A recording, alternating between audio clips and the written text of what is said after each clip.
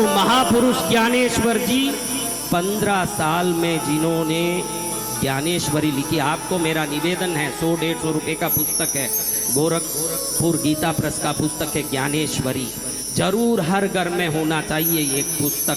एक पन्ना भी रोज पढ़ोगे, अध्यात्म के गुड़ रहस्य को समझ लोगे। इतने तत्वों को उन्होंने भगवत गीता के विवेचन के रूप में दिया है। अगर सनातन धर्मी हो तो वैसे भी गीता होना चाहिए, लेकिन भाष्यार्थ टीका में ज्ञानेश्वरी के मुकाबले में कोई ग्रंथ नहीं है।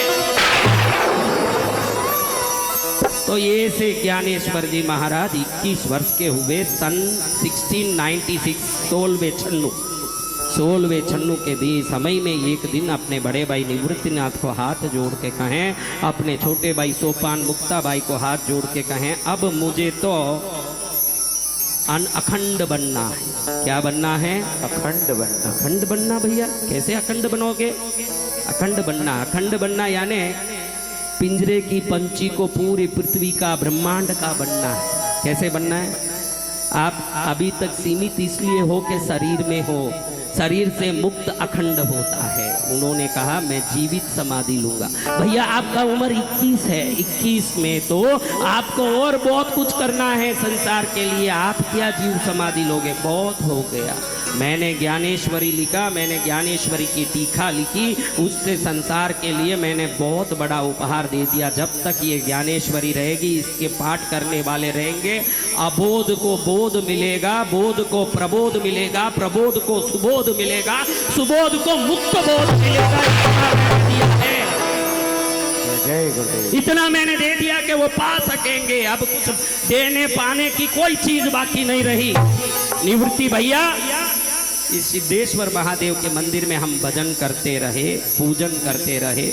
नील प्रमाण रुचिरं विलसत्रिनेत्रं पाथारुणोत्पल कपाल त्रिशूल हस्तं मर्दाम्बिके समनितं प्रविभक्तभूषं बालेन्दुबद्धं कुटं प्रणमामि रूपम्।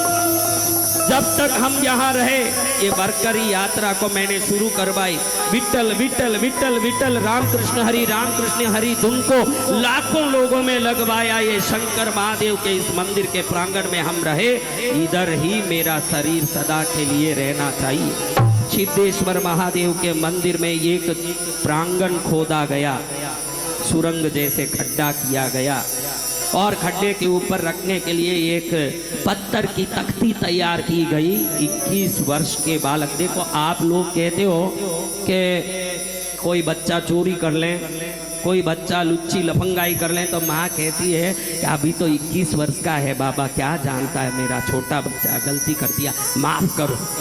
हाँ, क्या कहते हो? अभी तो 21 वर्ष का छोटा है, अनजाने में कुछ कर दिया होगा, महाराज माफ करो। वो 21 वर्ष का बच्चा ज्ञानेश्वरी भी लिख चुका, मुर्दे को भी जगा चुका, दीवार पर भी उड़ चुका, योग की जितनी सिद्धियां हैं धरती में बता दिया। कृष्ण कहते हैं योगीर भवो अर्जुन, अगर बनना है तो योगी बन। क्या बनना है? भोगी तो हर एक बनता है। आपके हाथ में सोने की बट्टी एक हाथ में रख के और लोहे की बट्टी एक हाथ में दिखाऊं, क्या पकड़ोगे? भोग लोहे की बट्टी है और योग स्वर्ण की बट्टी है। ज्ञानेश्वर जी ने वो पकड़ा, इसलिए आज 350 वर्ष बाद भी मेरा मुख उनका गुणगान कर रहा है। उन्होंने योग को पकड़ा।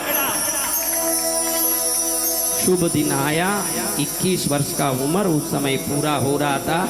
ये सन 1696 ईस्वी सन में उन्होंने उस गुफा में अंदर जाकर के अपने प्राण को निरुद्ध किया। जीवित ही बैठ गए पद्मासन में।